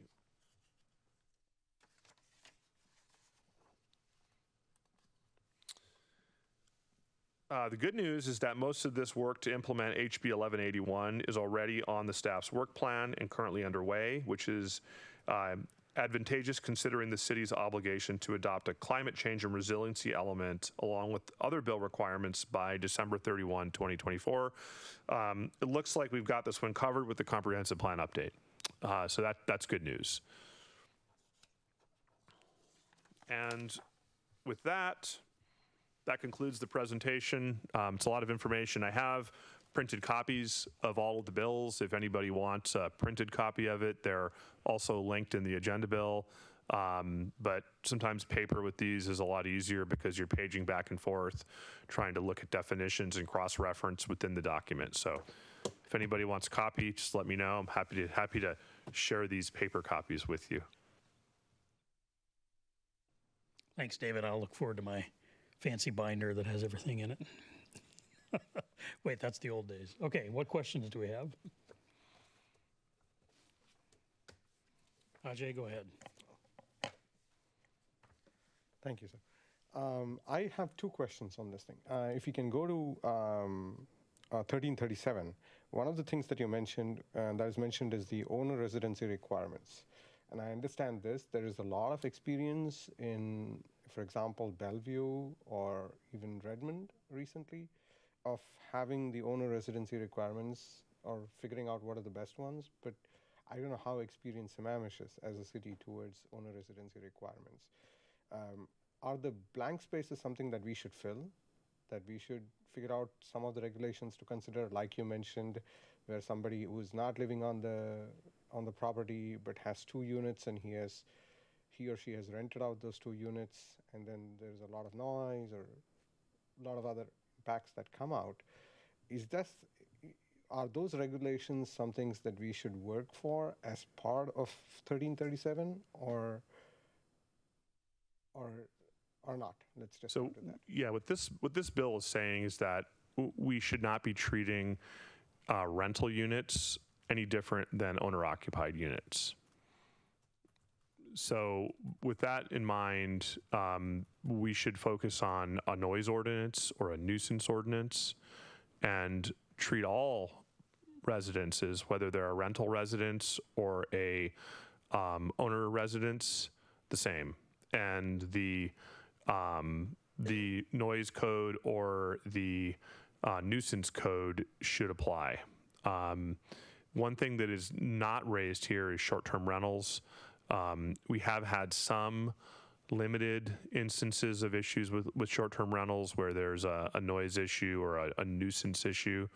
That is one that we have, in the past, the city council and city manager's direction has been to focus on the actual impact as opposed to the form of rental. However, some cities have gone and written code in relation to short-term rentals. This bill does not prohibit us from writing a short-term rental code. This bill instead prohibits us from treating rentals differently than owner-occupied residences. And it also does not allow us to it does not allow us to require that if you have an accessory dwelling unit that it's owner-occupied in any way. And in the past, that has been in our regulations. That has been a fairly prominent piece of our accessory dwelling unit regulations, and most cities have had that. This bill completely wipes that away and says, city, you cannot tell a property owner whether they have to live in that dwelling unit or not. And city, you have to allow them to have a primary residence, an attached accessory dwelling unit, and a detached accessory dwelling unit. So you could have up to 3 units on your property. So if you had a typical Sammamish house, I mean, some of the newer homes are on smaller lots in a way that they would not be able to build a detached accessory dwelling unit. There just isn't space. But many of them could internally modify their home to add or accommodate an attached interior accessory dwelling unit. So this is one that we're going to be looking at, is what can we requirement with regard to design standards, where the accessory dwelling unit takes entrance from. Does it have to have a street front door? Does the door need to be on the side? These are things that we likely need to have additional conversation about. And if it so turns out that this becomes the rave of the city, that everybody tries to create these things, and if they can do that, that would obviously have an impact on our GHG and VMT values, right? Is that also not a concern? Again, is that on us? My eventual question is this the way this is written, as I read it, leaves a lot of space for us to interpret it, which means that is it up to the city to figure out and the commissions to figure out what are the impacts and how do we adjust to that impact from our city's perspective, rather than them giving us a more straightforward guideline? A lot of this does have, we're allowed to figure out the peripheral requirements. At its core, this is what it's doing, is it's saying, hey, city, you cannot regulate accessory dwelling units the way you have been. But related to transportation and how transportation is associated with this, I'm unsure. Although you do raise an interesting point that there's a counter bill or a partner bill, this one right here, that requires a reduction in greenhouse gas emissions and vehicle miles traveled. And one of the things I've raised at regional meetings is that Sammamish, doesn't have a lot of employment, and that many people who own homes and who reside in Sammamish, or who rent homes and reside in Sammamish, are commuting to Microsoft, Bellevue, Seattle, wherever their work might be, and that by adding additional residences in the city, you're increasing the vehicle miles traveled. So that's a challenge, and we understand that. The response has been that that Sammamish is within proximity to major employment areas, and that it is a prime location to add some additional housing, and that has been the response from King County. So it's an interesting one. I think what we're really focused on with the ADUs is if we're gonna be seeing additional ADUs being built in the community, what are the rules that we're allowed to have to help minimize the impact to the community by having those additional units? The same thing goes for 1110, where you're allowed to have 2 units per parcel. So if you had a property that was designed or currently in the current configuration, you could add another a house in the backyard, and the city has to allow that. There's not even a subdivision that you have to go through. You can condominiumize it, and you could have air condos where both properties are part of a condominium, or both of the structures. So this is a really different world than we've been in. Like I said, when we started, there's a lot of unknown here that we're working through. I think that regionally, everyone's in the same position. Some cities, maybe more so than others, depending on which bill it is, because some cities have allowed these things already in the denser areas. Yeah. So my second question is on 5412, which talks about the EA or the EIS that we talked about with regard to SEPA review. Again, the answer could be the same that you gave me earlier. How robust should be this environment impact study, or EA analysis? Is that also on us as the city? Is that also on us to figure out how far it should go, what should it do, and does it address the needs of this community? Because as an environment, and I don't mean to differentiate it this way, but as an environment, Sammamish is different from Redmond, which is different from Bellevue, which is different from Seattle. So at some point, I think there is some level of localization that we will have, local interpretations that we would have to have. And the SB 5412 doesn't, and that is probably intentional as well, that they don't dwell into that part of this one. Is that also upon us? And my question then is that goes against these two on top of what was the Six Sigma that you mentioned, is just too much of a strain on that streamlining process thing. Do we have any leeway around these things? It feels like everything is coming in one, and then on top of it is coming the fact that, you also have to streamline your processes so that it becomes easier, it becomes shorter, it becomes quicker, and we're delivering all of these things. And Sammamish is very different from the other places in having that experience. So do we have any leeway to it? Yeah, we feel the same way about it. And on top of that, we have to plan for, accommodate, and stream and remove barriers for 2,100 units of affordable housing, the majority of which are in the 0 to 30% area median income category. So add that layer into the whole thing. I think this one, the way to think about this one in more of a simple sense is that we don't have to do this one. This one is if we want to do an EIS on our comp plan, that would be a great thing to do. However, there's a cost that goes along with that. There's a timeline that goes along with that. So this is a decision that we're going to come back to you all with and the city council with to talk more about.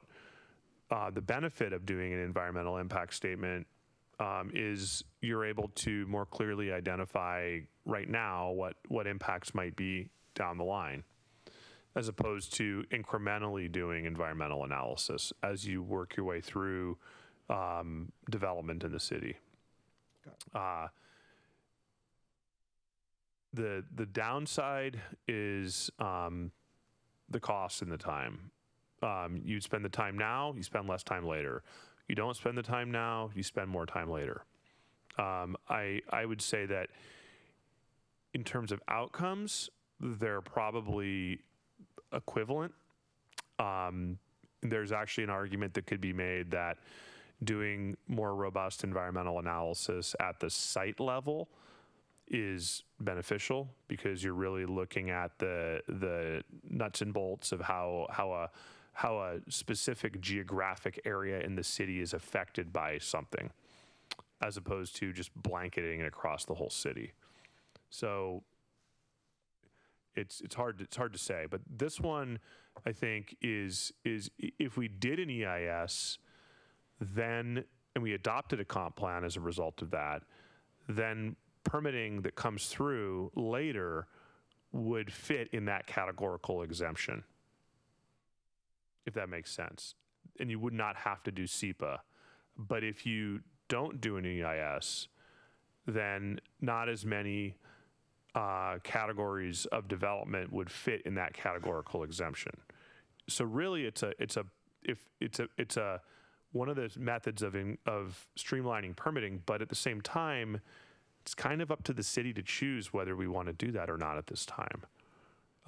For cities that have larger planned areas that are, really trying to move through lots of development and housing right around a light rail station or something, doing an environmental impact statement for a planned area around a light rail station that then allows all of the development to move ahead and not have to independently do SEPA at each step in the process is a major benefit. We don't have that scenario, but we have town center. So if we wanted town center to move along more quickly, or if we wanted redevelopment to happen more quickly in the Pine Lake or the Inglewood areas as part of the comp plan, then doing an EIS would be the right thing. But if we felt like development would happen fast enough and there wasn't an urgency to really expedite it because there were other large, I think one of the things is when you have a large investment like a light rail station or other major city infrastructure, you really want the development around it to happen quickly. you don't want that investment to sit there and not have the vision of that area be realized quickly. But when you don't have that investment that you're worrying about as much, it may not be as important to move it along so quickly. That's my perspective on it. I mean, everyone's got a little bit of a different spin on it, but we're going to be learning more about this one, and we definitely will report back on it. Yeah, everybody has their perspective, because there's one perspective which looks like it's aspirational, it's fantastic, and the other is terrifying. There's a bunch of action items coming your way, and I think I'm oscillating between that, more towards the action items, and glad to hear your other perspective. That's all. I'm done. Thank you so much. John, go ahead. Not so much questions. The comp plan update is a big lift on its own. And adding all of this stuff from the state and the environmental stuff, economic vitality, this feels more like a 1,000-year flood event. So kudos to David and staff for trying to shoulder this stuff. Looking just off the top of my head, setbacks, lot coverage, critical areas, tree retention, sewer connections, water connections. A big one is gas and electrical capacity for growth. That's a tough nut. Streamlining the permit process, I know more about than I really care to, so I know what a big lift that is as well. And lastly, you've mentioned leveraging the regional knowledge. I think that for our size and our capacity, plagiarism is a serious form of flattery that we can do in local government. So plow ahead. Good luck. Thank you. How about on this side? Mike, you want to go ahead? I'll jump in. Well, thanks for all the clarifications and all the clarifications to come. So one or two things related to the House Bill 1110. About the process really around the design code for the population, 75,000 or less. Could you describe thinking around how we're going to get to that decision and the timing, like when we should have that decided? To answer the second part, we should decide that now. I was afraid you were going to say that. Okay. Whether or not we are planning for 75,000 or we're designing codes for 75,000 or less than 75,000, there's a big difference. There's also a big difference out in the community, because what this means is that if we choose to design codes and adopt codes to reflect the 75,000 threshold, then we're going to be allowing 4 units per parcel. And that is a big difference in the community as to what you'd be seeing built. It might be beneficial to start with 2 and revisit and see how fast our growth is happening, and try and get a more refined view of when we're going to hit 75,000, and then include a work plan item in the proper budget year to go through a lot of community outreach and a planning effort that's not in the middle of a comp plan cycle, in order to make sure that the residential neighborhoods, the single family neighborhoods, understand, 2 per parcel, there's some infill. 4 per parcel, that's a lot of infill. But again, keep in mind that HOAs are excluded. So getting that's also something that's a bit elusive to us, because we don't control or have anything to do with HOAs. So we don't have a firm understanding of the geographic extent of acreage covered by HOAs. We have a mostly good understanding. And then it's a matter of whether each of the HOA's covenants would exclude it. Because if an HOA's covenants don't exclude it, then it can happen there.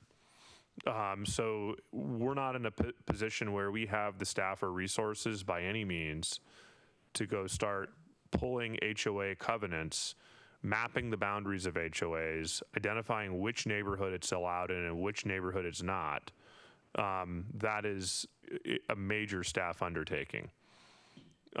So what we would be doing is relying on self-reporting, and we likely would include with our permit package, as we like to do. We include lots of affidavits in our permit package where somebody is attesting that they are or are not in an HOA. And if they are in an HOA, they're providing a copy of their community covenants. And then over time, in theory, we'd start to fill the box of these covenants and understand what they are. But and then people would self-report. We already deal with HOAs in permitting, or HOA covenants in permitting, on a whole host of issues, whether it's building heights or parking or other things that might be included in their covenants. And basically, it's not our job. The common response to neighbors who say, what are you going to do about my HOA covenant? They can't do this. Well, then you need to file suit against them because it's not up to us to enforce it. Yeah. Well, hey, let me just back to the process, because I would think one element of deciding whether we do the heavy lift and assume that growth will be up above 75,000 or less is at least partly the impact on the community. And that gets to how much is exempt because of HOAs. But, since it needs to be decided fairly soon, we should talk about what that decision process is and what needs to go into it, and, rates of growth and how likely it is we're going to go above 75,000 and so forth. We're not going to decide that now. I'm not, but we'll have to understand that process. And somewhat related to process is the 6 of 9 middle housing units. You mentioned the council talked about that and okay, we'll do the first 6. Is that a decision, or we're sort of thinking this is okay, but there still needs to be more investigate or study about that and pros and cons? It's initial direction. From our perspective, the upper 3 are ones that aren't really as desirable in Sammamish. They're going to stand out a little more. Stacked flats it's more like a mid-rise type development, and I think that those are kind of self-evident. We got feedback, but it wasn't like a decision point, or it was a study session, so it wasn't. There was a motion or something made on that. It was more of a raise your hand if you think the first 6, and I was like, well, they thought it would be good. We do plan to bring these back, part of a formal process to make sure we're checking the boxes. Okay. That's probably clear enough for now. Yeah. Just a clarifying in terms of what this could look like or how it would play out. So I'm in a community, a subdivision, HOA doesn't have any kind of, exemption about the, adding to the lots. If we assuming we have the code in to meet the legislation, that doesn't necessarily mean that units will be built. It says that they could be. And so there's a lot of factors that would go into if any of this housing even gets built. We're not other than making code to enable it, we're not trying to do anything that would, I don't know what the right word is, but kind of force or enable beyond allowing it in the code. That's correct, right? Yeah, so I've said this before. I can't remember if it was at this meeting. I think it was a council meeting. It's important to think about it exactly what you said. So you think about first of all, how many single family or how many properties in the city qualify, right? Well, you take out the HOAs that have a restriction. Then your next layer is those properties that are where people actually want to do it. So then you take out all those that, they're not really interested in doing it. So how many really are going to pursue it? Then you take out all those properties that maybe they want to do it, but that are seriously encumbered by critical areas, right? That you just couldn't do it. There's no space. Then you get into the whole site planning effort where you need to look at, and it's clear that we can still apply stormwater and trees, right? So, and then if you're in an area where there's septic, you need space for septic too. So it becomes a site planning issue. You need to have space on your property to protect your trees as required by code. You need to have space on your property to provide stormwater, infiltration or management of some kind, and that's a lot of space too. And then you need to have space on your property to provide the minimum amount of parking that we can require. Right? Or the maximum that we can require, I guess, under HB 1110, right? So now you're looking at and then you start to get into, well, what are the bulk and scale dimensional standards? And this says that you can't apply more restrictive standards than you would otherwise apply to a standard single-family home or traditional single-family home. So you start to look at, well, what are our bulk and scale standards? So now your setbacks, your envelope, your height, your facade, all those things. So now you're looking at, well, what do you really have to work with? How big does a property really need to be? How big does a property really need to be to accommodate 2 units in reality? And this is where I'm not as alarmed by this. 4 might be even more the case. Like, how many really could accommodate 4? And it might be that this really isn't that big of a deal, but for some instances where it will be built and people will be really upset. Yeah. Okay, thank you. That's perfect. Thank you. Kind of along those lines, I just want to make sure I understand the HB 11-110. Is this really targeting like R1? Like, is that like, how does this map cross over with zoning where you're allowed more units? It's targeting all parcels in the city that are residentially zoned. Okay, so but 2 per lot. What does that mean? So if you had a big lot and you wanted to put 2 in, then you get 2. It doesn't preclude subdivisions from occurring, so you could still subdivide based on the zoning, the underlying density that you have. So in R1, what that means is that typically it's 1 dwelling unit per acre. Well, you could have 2 dwelling units per acre. Okay, so basically any lot could have a minimum of 2. Yep. And to keep in mind that there's that 25% there. So, we heard from Councilmember Treen, for example, who was really raising that we should really look to protect, I'm sorry, I don't know the name of the neighborhood with the equestrian facilities with the round properties. What was it called? Rock Meadow? Yeah, Rock Meadow. So what I got from that was he didn't directly say it, but based on the 25%, well, maybe we should not apply it to them because they're a character component of the community where there's,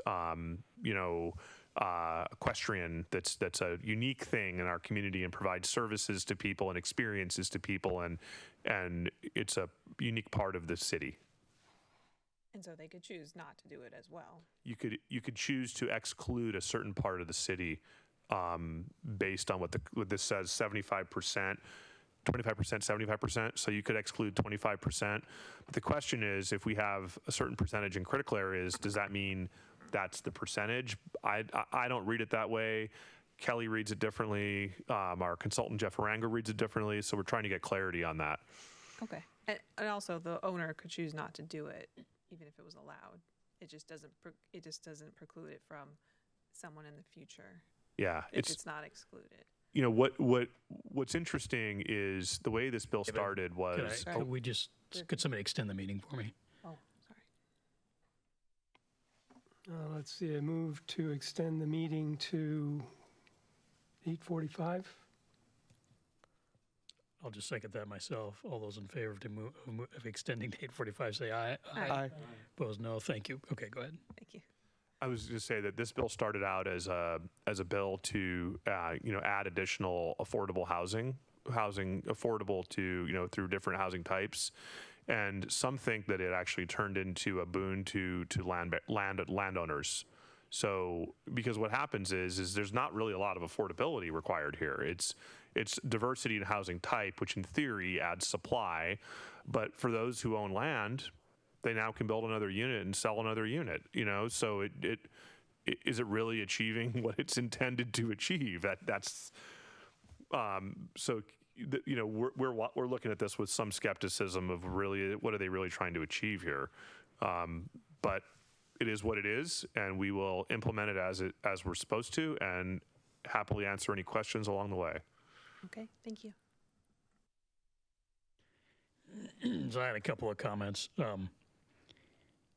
think reiterating kind of what you said, I think it's important to say, it's difficult for me to sit here and read this and listen to the discussion about it and not think to myself how distasteful it is to me for the state to sort of do a bunch of unfunded mandates and demand things of cities. It feels very draconian. However, having said that, that's not our job to argue that. And so I think it's just important for us to acknowledge, and for those who participate in these discussions from the public standpoint to acknowledge that this is what we've got. Now we got to figure out the best thing we can do with it. Spending time arguing about whether it's fair or not fair, right or wrong, whatever, write your legislator, but otherwise we don't need to spend too much time on it because it doesn't do any good. So that's one thing. As far as the 75,000, I'd be very interested to hear somebody try to convince me that we should plan for the 75,000 and above, because it's my perception that a couple of things. One, there's a lot of potential for unknowns, litigation, things that we haven't thought of, things that others haven't thought of. There's a lot to be sorted out with all of this. And so if we don't have to figure that out ourselves, maybe it's better to not do that now and let that sort itself out. And yes, maybe we have to spend more time with some of our code regulations and so forth, and the next version of the comp plan and all that. But the truth is, we might try our best and then learn all those lessons and have to do all that work anyway. So let's not make it harder on ourselves than we need to. That would be my point of view. If we don't need to do that and we don't know what the future looks like, then let's do what we're required to do, comply with the rules, and not try to get too far out over our skis if we don't know what we're doing. The other thing I think it's important to do as we move through this is to recognize that most people, I think, are not in touch with this and don't know what this is all about. So most people in the community, they maybe have heard something about this, but really have no idea. And even I am struggling to understand what it means. I think it sounds like you guys in some instances are doing the same thing. So most people do not know what this means for the community. And when they hear about it, their main question is going to be, how does this affect my neighborhood? What's going to happen in my neighborhood? And even if the answer is we don't really know for sure, I think we should recognize that that's a question that commonly people are going to care about, and try to build that into the things that we present for public consumption, how we describe things, give examples of kind of some of the common, neighborhoods, older neighborhoods in the community where some redevelopment could occur. They're typically 1/4 acre lots, and so what does that look like? It very easily could look like somebody goes in and buys an old split in an old neighborhood and builds a duplex in there or something like that. People will want to know what it means for them. So I think it's important for us to create those examples as we go through and develop this. This is I can imagine this could create some interesting conversations with people on different sides. I hope that you guys are smart about giving us just the right amount of information and not too much, so that we can be helpful. Because I think there's a lot in here, and there's so much that is not known. We're going to be left with a lot of questions, and until we try it and see what happens, we just don't know what the outcome might be, both in terms of what's going to be acceptable and what the result will be in the community. The fact that they excluded HOAs, that's going to create all kinds of problems. I'm going to tell you right now, is my opinion. So I think it'll be interesting to see what happens when people start to wake up to what's going on. And in the meantime, we just need to work hard to inform the community, think about education when the time is right, which might not be for a while, and do our job to comply where it's necessary, but not go above and beyond. That's my perception of it anyway. I have a bunch of detailed questions that I'm sure we'll have plenty of opportunity to talk about in the future. Okay, anybody else? Carrie? Well, I'll just say in response to that, David just said a lot of lots are excluded. So we just have to balance, the people going to the extreme worry versus how much can actually occur. So just always keep that in mind. We might want to create a FAQ flow chart for somebody to use. It's understand how this affects your neighborhood. Well, maybe this will cause people to go dig out their community covenants and read through them. To you. And give them to us. Yeah, I mean, maybe there's a way for us to create some sort of jot form for them to submit community covenants, and then we can start to have some idea. We have looked a sample set up, and almost I think all of them that we looked up had a restriction and where this doesn't apply. So if you take that sample set and you spread it around the city, then we just need to know the geographic area that's covered by HOAs. And you say, okay, if 80% of the city is covered by HOAs, well then really what is the impact? That's sort of, I'm not as worried about HB 1110 as some of the other bills that are in here. So I think it'll be interesting to see how this plays out at the state level also in the next few months. Okay. Yeah, I like the idea of getting the HOA information, finding ways to get that sooner than later. I think that's a good idea. Okay, anybody else? Nope. Great. I'm sure we're going to have lots more opportunities to talk about this. So thanks for the presentation, and I'm going to not sleep as well tonight. Okay. Let's move on to public comment for this evening. And I have one hand raised. Ms. Wichter, I'm going to promote you to panelist.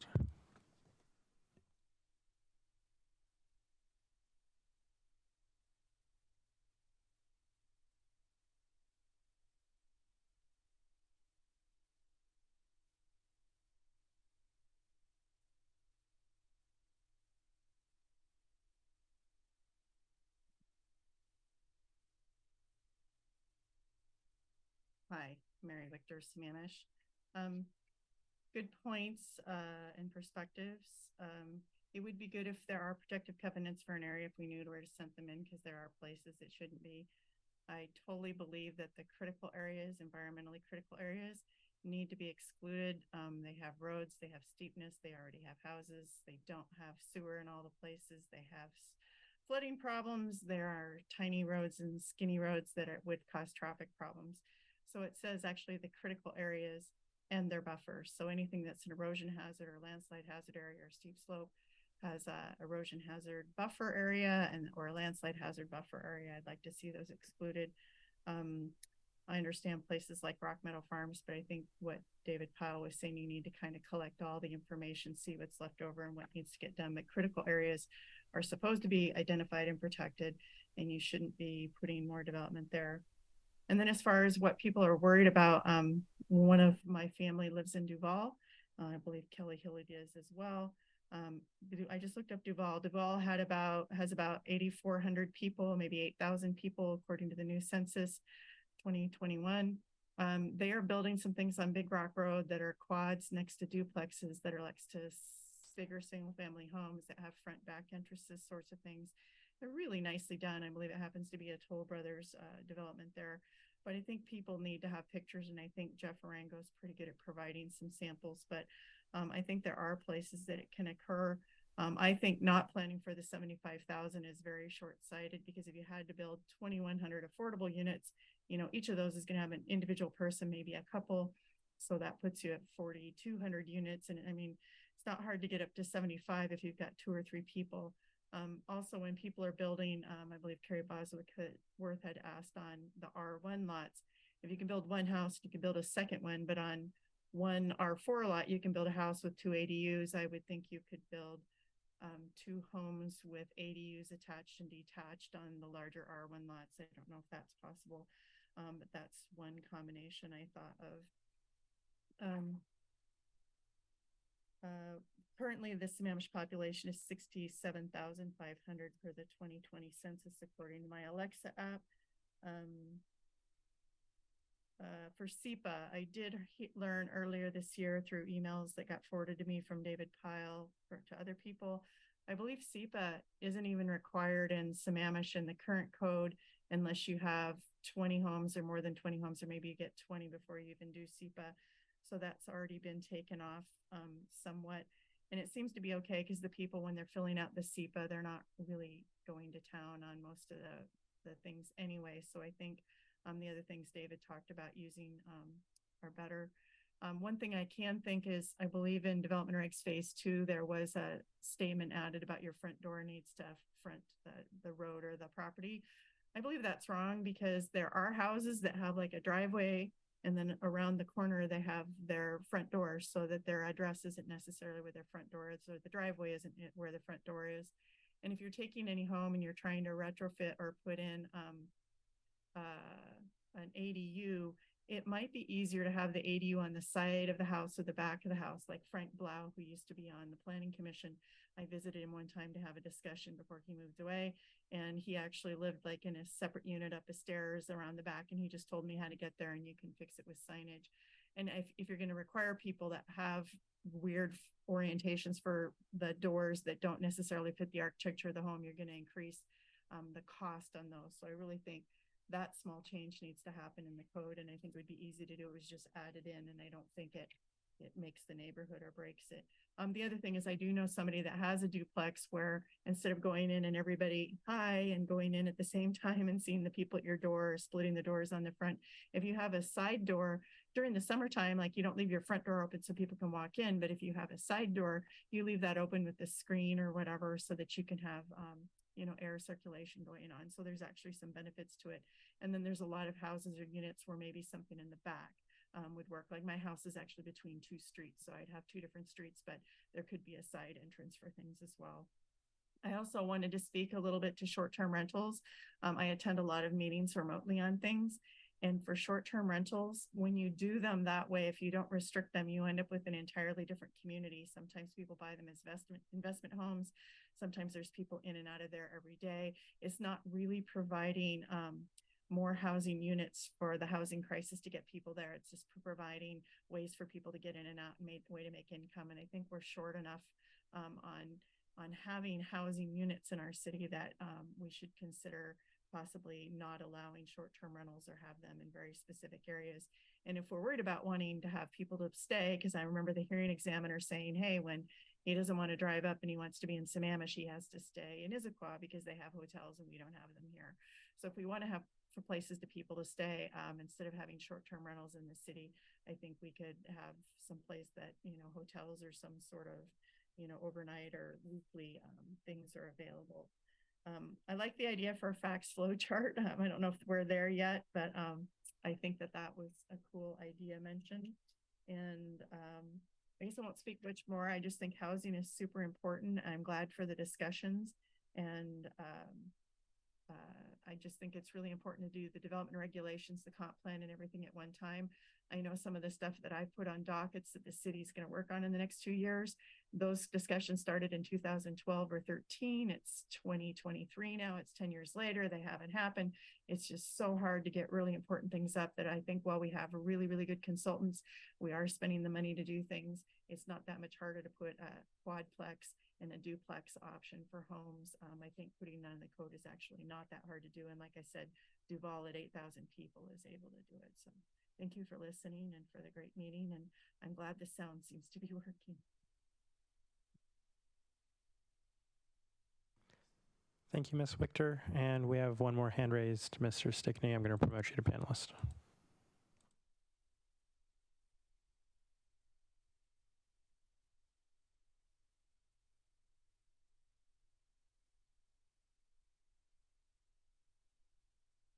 Good evening, planning commissioners. Paul Stickney, Sammamish. I used to not think that land uses could reach the category of complicated as opposed to complex, but I think all of this that's coming together and more is beginning to verge on complicated. And the difference is, to me anyway, that complex you can figure out, breaking it down a step at a time.